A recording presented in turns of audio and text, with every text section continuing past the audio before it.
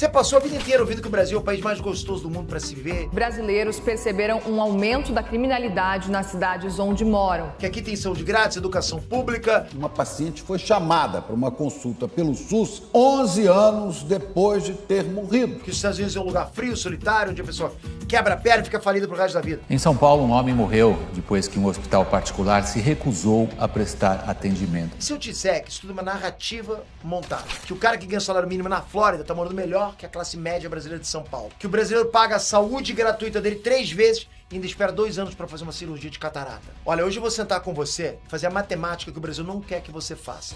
E eu te aviso, vai doer. Fala galera, Trunks Peter aqui. Bom, antes de a gente entrar no assunto, preciso te contar uma coisa.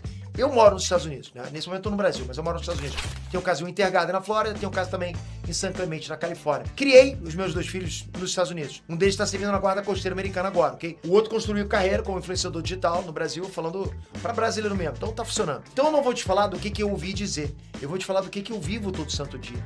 E eu vou cruzar tudo isso com dado oficial, estatística, número frio. Porque a conversa sobre morar fora do Brasil vira uma novela emocional, né? Uns acham que aqui é o paraíso, outros acham que aqui é o inferno congelante, cheio de cartão de crédito estourado. Na verdade, como sempre, tá nos números. E antes de eu despejar os dados, comenta aqui embaixo. Você já pensou seriamente em sair do Brasil? Ou você acha que aqui tá bom do jeito que tá? Quero saber onde você tá nessa história, porque isso muda o tom da conversa. Bom, vou começar pelo exemplo mais injusto de todos, o salário mínimo. No Brasil, em 2026, o salário mínimo é R$ 1.621. Isso está no decreto 12797 de 2025, publicado no Diário Oficial. Na Flórida, onde eu moro, o salário mínimo está em $14 por hora, que é assim que se paga, ok? E sobe para $15 em setembro desse ano, conforme a emenda constitucional aprovada pelos eleitores da Flórida em 2020. Bom, vamos lá. Uma pessoa trabalhando 40 horas por semana ganha em torno de $2.425 por mês. Em real, na cotação que está rodando agora, isso dá algo em torno de R$13.000, né? Quase 8 vezes o salário mínimo brasileiro. Mas o número sozinho não diz nada, né? Nem essa conversão, a gente não pode converter. O que importa é o que esse dinheiro compra, concorda? Então vamos para o aluguel. Em Orlando, que é a região metropolitana onde eu moro, um apartamento de 2 quartos, sala, cozinha, está saindo por uma média aí de $1.750 a $1.929 por mês, de acordo com o Rent Café e o Apartment Advisor, né?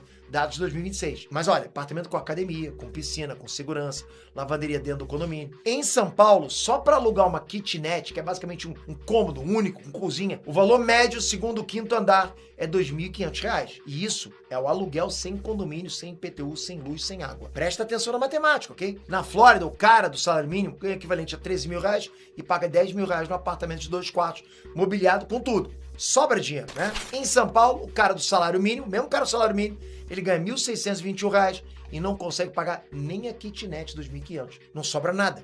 Não tem nem para comer. Essa é a primeira verdade que o brasileiro não quer encarar. Muita gente começa a fazer essa comparação, começa a falar várias coisas, mas esquece disso. Esquece, cara, que o salário mínimo deveria ser o mínimo para você sobreviver.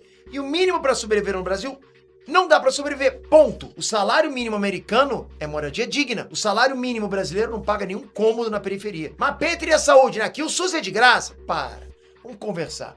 De graça o SUS não é, cara. Você acha que é, mas tu tá errado de pensar isso. O brasileiro paga pelo SUS e paga muito caro. A carga tributária do Brasil em 2025 fechou em 32,4% do PIB, segundo o dado oficial do Tesouro Nacional divulgado em abril de 2026. E isso é recorde histórico. Significa o quê, Pedro? Significa que cada R$100 que o país produz, 32 vão para o governo. O Brasil arrecadou 4,12 trilhões em impostos num ano só.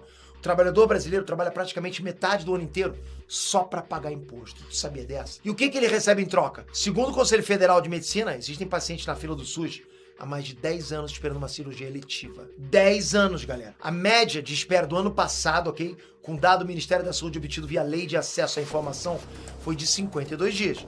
O segundo maior da série histórica iniciada em 2009. Em alguns estados, como no Rio Grande do Norte, a espera pela cirurgia de glândula endócrina chegou a 313 dias. Existe gente que morreu na fila, ok? Existe um caso documentado de uma cabeleireira de 54 anos que esperou 2 anos e 2 meses pela cirurgia de câncer de mama. E quando conseguiu, já tinha avançado a ponto de exigir mastectomia. Nas palavras dela, abre aspas, se tivesse feito a cirurgia no tempo certo, não teria sido mutilada. Nos Estados Unidos, o plano de saúde não é de graça, ok? Eu pago o meu plano, né? Como a maioria dos americanos também paga o dele. Mas nos Estados Unidos funciona, ok? Você marca exame, faz. Precisa de cirurgia? Faz. Você chega no hospital infartando, te atendem na hora, cara. O cara do salário mínimo na Flórida, sabe, trabalhando em empresa grande, tipo Walmart, Target, Publix, já ganha plano de saúde como benefício.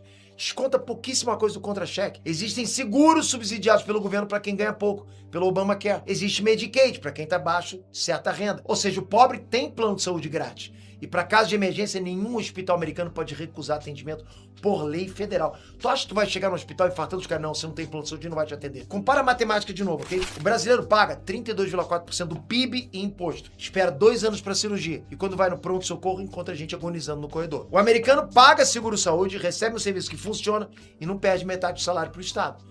Eu não tô dizendo que o sistema americano é perfeito. Não é isso, cara. Presta atenção. Mesmo porque não é. Tem problema, tem preço alto em alguns procedimentos específicos, tem quem cai no vão da rede. Eu tô dizendo uma coisa simples. A saúde brasileira custa caríssimo, entrega pouquíssimo. Isso não é saúde grátis. Vocês acham que é grátis. Quem fala em SUS, quem levanta a bandeira, o SUS, acha que é grátis, porque foi educado dessa forma. Não consegue chegar fora da caixinha. Isso não é grátis, isso é saúde roubada. Mas entre os produtos, eles são caros nos Estados Unidos. Depende do produto. Gasolina no Brasil, o litro tá rodando entre 6 e 7 reais em várias regiões. Nos Estados Unidos, segundo o Gas Buddy, o preço médio do galão ficou abaixo de 3 dólares em 2026. Um galão tem 3,78 litros. Então o litro americano sai por menos de 80 centavos, 80 cents de dólar. Algo como R$ 4,30 na cotação atual, tá? Mais caro que no Brasil, que é o país que extrai o petróleo aqui mesmo, né? Você tem que pensar o seguinte, cara, pense em números absolutos, né? 80 cents o litro para quem ganha mais de $2.000 de salário mínimo. Percebe como não tem nem comparação com um litro que custa 6, 7 para quem ganha 1.600? Só pense em número. Esquece a moeda, dólar real. Pense em números. 0,8 para 2.000, 7 para 1.600. Só você ver isso. Eletrônico. Vamos lá, eletrônico. Sei que vocês gostam. iPhone novo nos Estados Unidos custa entre 30% e 40% menos que no Brasil. Por quê? Porque no Brasil tem ICMS, IPI, Imposto de Importação, PIS, COFINS, e cada um morde um pedaço. Carro novo, um Toyota Corolla nos Estados Unidos sai por $23.000, algo como R$125 mil. No Brasil, o mesmo Corolla sai por 170, 180 mil. Mesmo carro, mesma fábrica. A diferença é puro imposto. Ou seja, o governo é sócio do teu carro. Supermercado. Outro dia eu fiz um vídeo aí, né, cara, enchendo o carrinho com $100. 1 quilo de peito de frango nos Estados Unidos sai por $3 a $4. 1 quilo de carne bovina em torno aí de $9 contra uns $16 no próprio mercado americano de cortes premium. No Brasil, o frango tá saindo por 15 a 18 reais em muitos mercados. Quando você converte, cara, o frango brasileiro custa quase o mesmo que o americano em termos absolutos. Termos absolutos, ok? Só que lembrando, o salário americano é 8 vezes maior. É esse o buraco, cara. Não é só o preço nominal. Você tem que comprar o preço com o poder de compra. Poder de compra no Brasil, 1.600. A gente tá comprando salário mínimo. Poder de compra nos Estados Unidos, 2.200, 2.400. É isso. Esquece dólar real. Agora a parte que eu quero que você preste muita atenção. Escola. Nos Estados Unidos, a escola pública é grátis. É bem equipada. Tem biblioteca, laboratório, ônibus escolar que passa na porta, esporte, banda, orquestra, clube de robótica, clube de xadrez. Os meus 2 filhos estudaram em escola pública nos Estados Unidos e saíram preparados para a universidade. Meu filho ganhou, inclusive, bolsas em várias faculdades. O custo para mim, quanto que eu paguei? R$0 em mensalidade. A escola é financiada pelo imposto de propriedade do bairro. E quanto melhor o bairro, melhor a escola. No Brasil, o que acontece? Classe média põe o filho em escola particular. Por quê? Porque escola pública não funciona. A mensalidade da escola particular decentes em São Paulo varia entre R$ 1.800 e R$ 4.500 por mês. Por criança. Uma mensalidade. O cara que ganha salário mínimo não consegue pagar uma mensalidade. Então o pai brasileiro da classe média paga imposto altíssimo para financiar o sistema público e ainda por cima paga escola particular para não colocar o filho no sistema que ele financia. Porra, cara, isso tem um nome, né? Isso é bitributação escondida. Nos Estados Unidos, o dinheiro do imposto volta para a escola do seu filho, que efetivamente funciona, percebe? No Brasil, o dinheiro some. Mas, Pedro, é violência nos Estados Unidos, né? Tem tiroteio toda hora. Olha os dados. Segundo o FBI, a taxa de homicídio nos Estados Unidos em 2024 foi de 5 por 100 mil habitantes. A menor desde 2015. O Council on Criminal Justice estima que 2025 fechou em torno de 4 por 100 mil. O menor número da história americana de registro confiável. Desde 1900, ok? Desde o século passado. No Brasil, vamos lá no Brasil. Segundo o dado do Fórum Brasileiro de Segurança Pública, a taxa em 2025 foi de 16 homicídios por 100 mil habitantes. Isso sendo o menor número brasileiro em mais de uma década, ok? 3, 4 vezes maior que americano. Então, quando você escuta aí, pô, tiroteio nos Estados Unidos, você está ouvindo uma notícia sensacionalista concentrada em regiões específicas, né? A estatística carregada mostra que o Brasil, como um todo, é 3, 4 vezes mais perigoso. E eu moro nos Estados Unidos, então eu posso te contar na prática. Aqui, de verdade, eu ando com o relógio na rua, eu ando com o celular na rua, de ver, tranquilaço, cara. Deixo a bicicleta da minha esposa do lado de fora da casa. Aqui nas ruas, cara, você vê criancinha, pequenininha, andando de bike sozinha até o parque. No Brasil, você não faz nada disso, não tem como. Você anda na rua com o celular escondido, passa aqueles entregadores de iFood falso, entende? Que leva teu celular. Você tranca o carro dentro da garagem. Isso é rotina no Brasil. Nos Estados Unidos não é. Mas entre as oportunidades, né? Essa é a parte que mais me emociona falar. Nos Estados Unidos, se você trabalha, você sobe. Um cara que chega nos Estados Unidos e começa trabalhando em construção, em 5, 10 anos, tem empresa própria. Um cara que entra como motorista de Uber, em 3 anos, monta frota. É um país construído, sabe, montado para quem se mexe. Ele é feito para isso, cara. E eu tô falando isso porque eu moro nos Estados Unidos. Crédito é acessível, imposto sobre empresa é razoável em estados como Flórida e Texas, né, que não cobram imposto de renda estadual. Na Flórida, cara, não tem ICMS, não tem ISS, não tem essa macarronada tributária, percebe? Cara, você abre uma LLC, que é uma empresa, num dia, online, por $125 e já tá operando legalmente.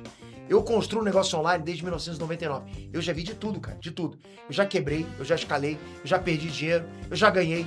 E eu posso te garantir uma coisa, o ambiente de negócio nos Estados Unidos é incomparável. Não é perfeito, tem problema, tem concorrência brutal, tem quem quebra a cara, mas o sistema te favorece.